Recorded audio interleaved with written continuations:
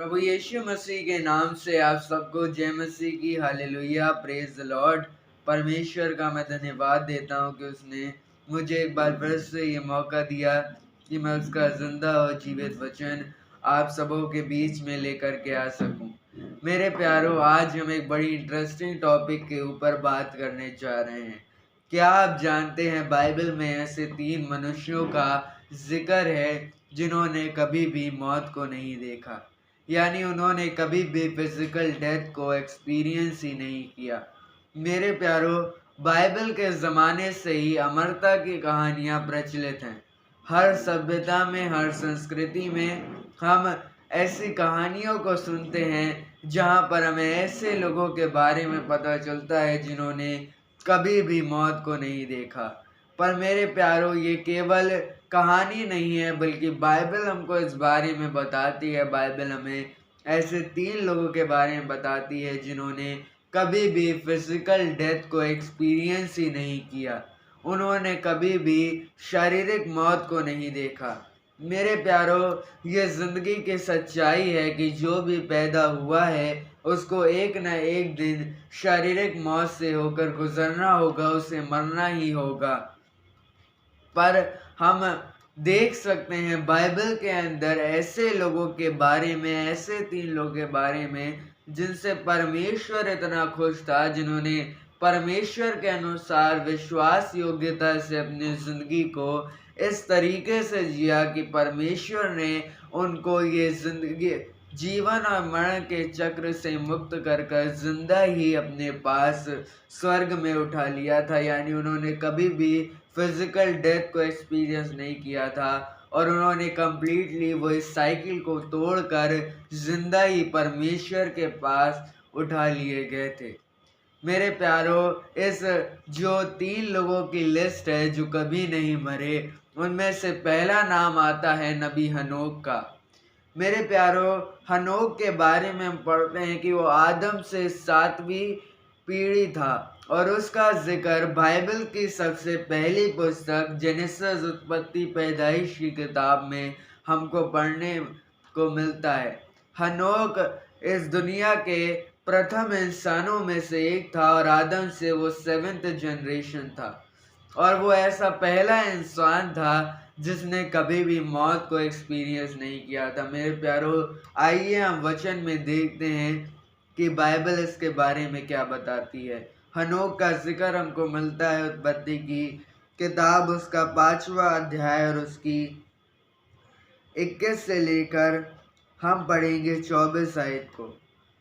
जब हनोक 62 वर्ष का हुआ तब उससे मतूशेलह का जन्म हुआ। मतूशेलह के जन्म के पश्चात हनोक 300 वर्ष तक परमेश्वर के साथ साथ चलता रहा और उसके और भी बेटे बेटियां उत्पन्न हुए। इस प्रकार हनोक की कुल आयु 362 वर्ष की हुई। हनोक परमेश्वर के साथ साथ चलता रहा, फिर वह लोप हो गया क्योंकि परमेश्वर ने उसे उठा लिया। मेरे प्यारो, यहाँ पर हम नबी हनोक के बारे में पढ़ते हैं। मेरे प्यारो, हनोक बाइबल के एक ऐसे करेक्टर हैं जिनके बारे में बाइबल में हमको ज़्यादा जानकारियाँ प्राप्त नहीं हैं, पर जितनी भी जानकारियाँ प्राप्त हैं वो सफिशिएंट हैं हनोक के ज़िंदगी के बारे में जानने के लिए। मेरे प्यारो, यहाँ पर हम पढ़ते हैं कि हनोक जो हैं वो परमेश्वर के साथ विश्वास योग्यता से चलते रहे और उन्होंने परमेश्वर को अपने विश्वास के द्वारा इतना खुश किया कि वह लोभ हो गए। यानी परमेश्वर ने, हम 24वीं आयत में पढ़ते हैं, फिर वह लोभ हो गया क्योंकि परमेश्वर ने उसे उठा लिया। यानी परमेश्वर ने हनोक को जीवित ही स्वर्ग के ऊपर उठा लिया था। हनोक ने कभी भी डेथ को एक्सपीरियंस नहीं किया। और मेरे प्यारो, यदि आप हनोक के बारे में और जानना चाहते हैं कि ऐसी क्या विशेषताएं उनके अंदर थी कि परमेश्वर ने उनको डेथ की साइकिल से ही एस्केप दे दिया था, उन्होंने क्यों कभी भी फिजिकल डेथ को नहीं देखा और आखिरकार उनमें ऐसी कौन सी खूबियां थी जो परमेश्वर उनसे इतना खुश हुआ, क्योंकि ना उस समय बाइबल थी, ना उस समय ज़्यादा कोई नबी इस धरती के ऊपर आए थे, ना उस समय परमेश्वर के बहुत ज़्यादा नबी थे जो हनोक को वचन सुना सके। ना उस समय यूट्यूब था जिसके ऊपर हनोक बाइबल को पढ़ सके, यूट्यूब के ऊपर वो सरमन्स को सुन सके। ना उस समय ऐसी कोई टेक्नोलॉजी थी। ये बहुत पुरानी बात है और ये जो जल प्रलय था ये उससे पहले की बात है। यानी तब ना पूरा पुराना नियम लिखा गया था, ना पूरी बाइबल उपलब्ध थी। फिर ऐसी कौन सी बात थी हनोक में जो उनका जिक्र बाइबल में आता है और उनके बारे में लिखा है कि परमेश्वर ने उन्हें जीवित ही स्वर्ग के ऊपर उठा लिया था। ऐसी कौन सी बात हनोक में परमेश्वर ने देख ली थी कि उन्होंने कंप्लीटली ही डेथ से ही एस्केप दे दिया था। इस बारे में हमने अपने एक और वीडियो में बात की है। उस वीडियो को देखने के बाद आपको ये समझ में आ जाएगा कि आखिरकार क्या ऐसी बात हनोक में थी जो परमेश्वर उनसे इतना ज़्यादा खुश थे। उस वीडियो का लिंक आपको नीचे डिस्क्रिप्शन में मिल जाएगा या फिर आप हमारे YouTube चैनल एनोश लाल व्लॉग्स के ऊपर विज़िट कर उस वीडियो को चेकआउट कर सकते हैं। मैं आशा करता हूँ कि वो भी आपके लिए एक बड़ा ब्लेस्ड मैसेज होगा और उसको सुनने के बाद आप आशीषित होंगे और खुदा को जानने पाएंगे। मेरे प्यारों, इस लिस्ट में जो दूसरा नाम आता है वो आता है नबी एलिया का। मेरे प्यारों, नबी एलिया के बारे में हम देखते हैं कि वो पुराने नियम के एक बहुत ही सामर्थी, बहुत ही पावरफुल भविष्यवक्ता थे। और पर्सनली मैं अपनी बताऊं, अपनी ज़िंदगी के अंदर मैंने एलिया के द्वारा बहुत सारी बातों को सीखा है, बहुत सारी चीज़ों को सिखाया है। और वो ऐसे सामर्थी परमेश्वर के भविष्यवक्ता थे और बाइबल हमको बताती है कि परमेश्वर ने उनको इज़राइल के सबसे बुरे दिनों में खड़ा किया था ताकि वो झूठे देवताओं और झूठे परमेश्वरों जिसकी इज़राइल ने उस समय इबादत करना शुरू कर दी थी। मेरे प्यारों, हम देखते हैं एलिया के समय में राजा आहाब इज़राइल पर शासन करता था। राजा आहाब ने कुल 30 सालों तक इज़राइल पर शासन किया और उस 30 सालों में उसने परमेश्वर की नज़रों में बहुत ही बुरे काम किए और पाप किए। उसने इजबेल नाम की दुष्ट रानी से, जो बाल देवता की, जो झूठे बाल देवता की पुजारन थी, उससे विवाह कर लिया। और आहाब ने परमेश्वर के सच्चे प्यारे नबियों का कत्ल किया और पूरे इज़राइल में उस झूठे देवता की उपासना करवाई। और मेरे प्यारों, उन सबसे बुरे दिनों में परमेश्वर एक ऐसे व्यक्ति को खड़ा करता है जो ना किसी राज परिवार से था, ना उसके अंदर शाही खून था, पर वो एक ऐसे व्यक्ति को खड़ा करता है जो उस समय एलिया बोल्डली डंके की चोट पर उन झूठे देवताओं के खिलाफ बोलते हैं और एलिया पूरी इज़राइल का मन फिर से उस सच्चे परमेश्वर, बाइबल के सच्चे परमेश्वर प्रभु यहोवा की ओर फेरते हैं। और बाद में जाकर उन्होंने बहुत सारे मिरेकल्स को परफॉर्म किया और वही वो नबी थे जिन्होंने आसमान से आग बरसाकर परमेश्वर के सामर्थ को प्रकट किया था और पूरे इज़राइल का मन सच्चे परमेश्वर की ओर उन बुरे दिनों में एक बार फिर से फेर दिया था।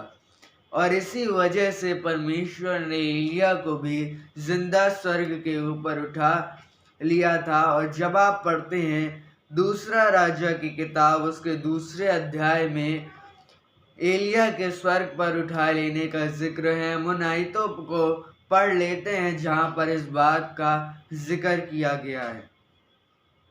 हम पढ़ते हैं दूसरा राजा की किताब, उसका 11वां और 12वां वचन हम पढ़ेंगे। दूसरा राजा उसका दूसरा अध्याय, उसका 11वां और 12वां वचन हम पढ़ेंगे।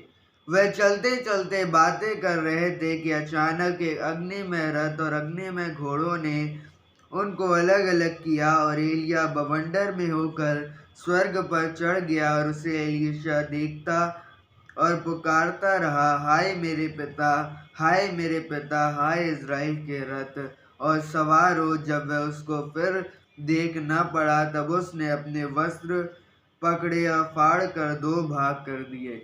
यहाँ पर हम इस बारे में पढ़ते हैं कि जब एलिया एलीशा के साथ थे तो परमेश्वर ने एलिया को जीवित ही स्वर्ग के ऊपर अग्नि में रथों और घोड़ों और बवंडर के माध्यम से उन्होंने जीवित ही एलिया को स्वर्ग के ऊपर उठा लिया था परमेश्वर ने। और उसके जो गवाह, उसके जो आई विटनेस बने थे वो थे नबी एलीशा, जिन्होंने इस घटना को अपनी आंखों से होते हुए देखा था। और जब ये बहुत बाइबल का खूबसूरत अध्याय है, जब आप इसे आरंभ से पढ़ेंगे तो आप इस बारे में जानेंगे कि एलिया पहले से इस बात को जानते थे कि परमेश्वर उन्हें जिंदा स्वर्ग के ऊपर उठा लेंगे। और एलीशा के देखते ही देखते एलिया गायब हो गए और स्वर्ग पर जिंदा उठा लिए गए। और बाद में जो एलिया का काम था वो ट्रांसफर हुआ नबी एलीशा तक, और एलीशा भी परमेश्वर के एक महान नबी हुए जिन्होंने पूरी इज़राइल को सच्चे परमेश्वर का कलाम सुनाया। और इसीलिए नबी एलिया एलाइजा जो थे वो बाइबल के एक इतने प्रभावशाली नबी रहे थे कि उनको जीवित ही परमेश्वर ने स्वर्ग के ऊपर उठा लिया था। और इस लिस्ट में जो तीसरा नाम आता है वो सबसे मिस्टीरियस कैरेक्टर है पूरे पुराने नियम और पूरी बाइबल के अंदर, क्योंकि ना हमें उसका कोई वंशावली मिलती है, ना हमें उसके मौत का और उसके जन्म का कोई जिक्र बाइबल में मिलता है। और वो तीसरा कैरेक्टर है मलिक सिद्दीक। हम मलिक सिद्दीक के बारे में पढ़ते हैं उत्पत्ति की किताब, उसके 14वें अध्याय और उसके 18 और 19 वचन में हम मलिक सिद्दीक का जिक्र हम पढ़ते हैं। हम बाइबल को पढ़कर ये जान पाते हैं कि मलिक सिद्दीक जो शालेम के राजा थे और परमेश्वर के महायाजक थे, वो हाई प्रीस्ट थे परमेश्वर के। और अब्राहम ने खुद मलिक सिद्दीक को, जो राजा मलिक सिद्दीक थे, युद्ध जीतने के बाद जो उन्होंने युद्ध लड़ा था, उस युद्ध को जब उन्होंने अपने भतीजे लूत को युद्ध करके छुड़ाया था और दुष्ट राजाओं को मारा था, उसके बाद उन्होंने मलिक सिद्दीक को 10वां अंश चढ़ाया था। और 18वीं आयत में हम पढ़ते हैं, तब शालेम का राजा मलिक सिद्दीक जो परम प्रधान ईश्वर का याजक था, रोटी और दाख मधु ले आया और उसने अब्राहम को यह आशीर्वाद दिया, परम प्रधान ईश्वर की ओर से जो आकाश और पृथ्वी का अधिकारी है, तू धन्य है और धन्य है परम प्रधान परमेश्वर, जिसने तेरे द्रोहियों को तेरे वश में कर दिया है।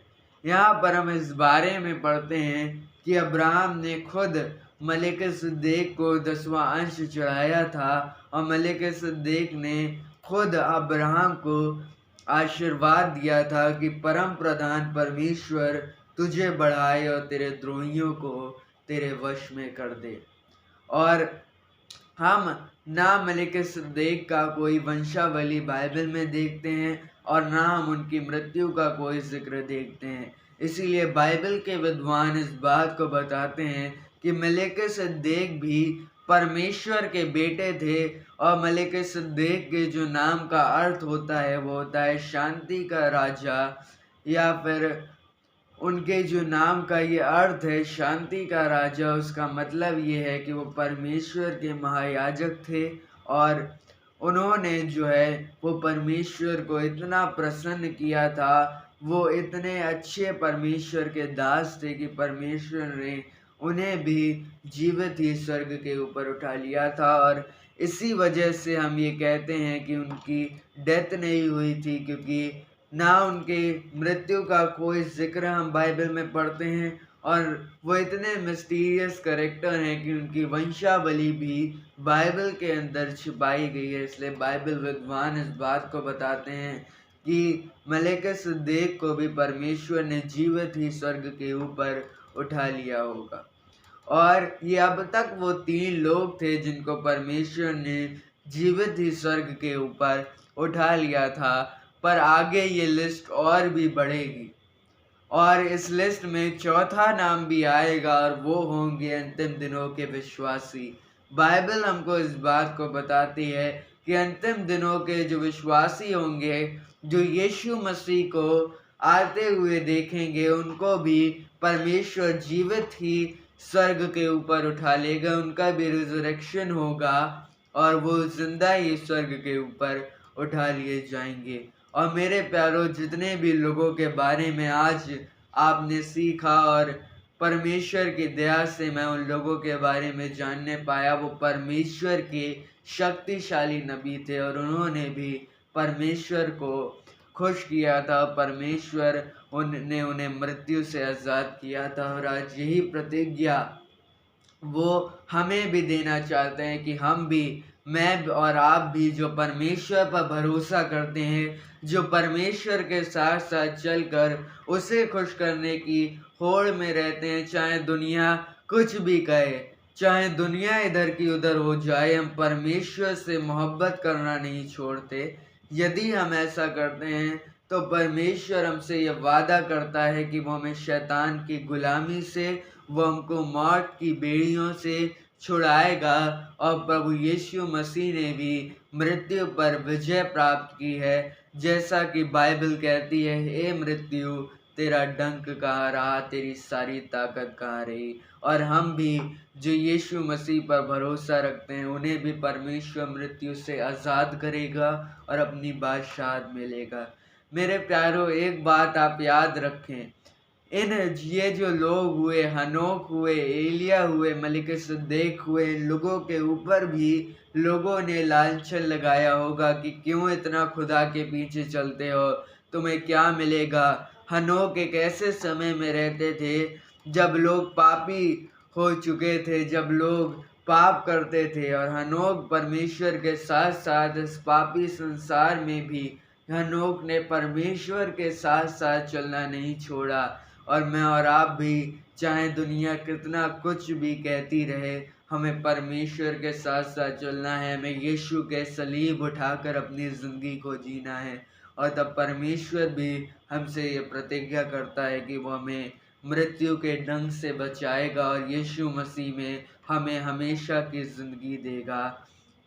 जैसा यूहन्ना 3:16 कहता है कि खुदा ने जगत से ऐसी मोहब्बत रखी कि अपने इकलौते पुत्र को दे दिया, ताकि जो कोई उस पर विश्वास लाएगा वह नाश नहीं होगा वरन अनंत जीवन, हमेशा की ज़िंदगी पाएगा। इसलिए खुदा हमेशा की ज़िंदगी देने वाला, मौत से आज़ाद करने वाला परमेश्वर है। इसीलिए आज ही यीशु मसीह को अपना मुक्तिदाता, अपना उद्धारकर्ता स्वीकार करें और परमेश्वर के नाम में आशीषित हों और मौत से आज़ाद होने पाएं। हालेलुया। इस वचन को सुनने के लिए आप सबों का बहुत बहुत धन्यवाद। Praise the Lord. जय मसीह की। Hallelujah. Thanks for watching this video. आमीन। जय मसीह की।